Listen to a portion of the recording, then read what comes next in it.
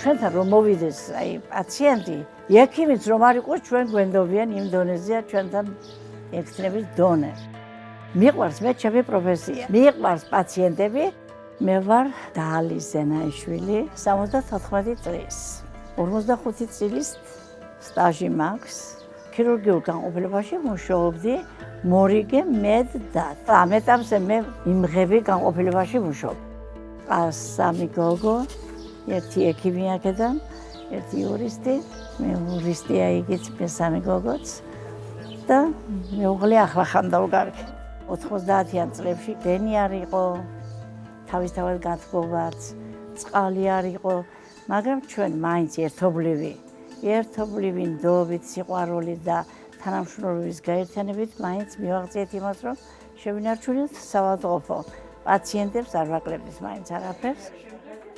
დამხვდა მე თვითონ მაშინ ახალგაზრდა ვიყავი, კარგი ექცნები, რომლებაც ჩვენც გამოგზარდა და კარგ სპეციალისტებად ჩამოგვაყალიბნენ. განყოფილება გადატვირთული იყო, კატასტროფული შემთხვევა იყო და ერთი რაფი პაციენტები იყო ყველა დაზარალებული. მასურად ამდენ პაციენტებს როგორ მივხედავდით, მაგრამ ჩვენ ექცნები იმ დონემდე ვიყავით მომზადებული, ექიმის დონეზე მუშაობდით. ასე რომ არც ერთი პაციენტი არ გაგვიშვია ცუდ მდგომარეობაში. ნამდვილად რომ ექცნის დანიშნულება და მოვალეობა ძალიან გამოსაყენებელია თვითონ ჩვენი ქვეყნისათვის. აი მაგალითად აქ გქონდა ჩვენ ასეთი მხედრიონელები რო იყო ადრე, ესეც 90-იან წლებში, ჩვენ დღეღამის მორიგეობები გქონდა. მორიგეობაც არ გვიოდა, სულ ვიყავით აქ, დროს არ ვზოგავდით.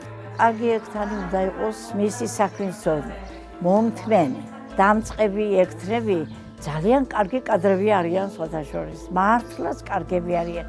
ენერგიით სავსე უნარიანები არიან და ჩვენ ყოველთვის სტიმულს ვაძლევთ, როგორც ჩვენ გვასწავლენ, ისე მაგათ ჩვენ გვერდით უდგევართ ყველანაირად.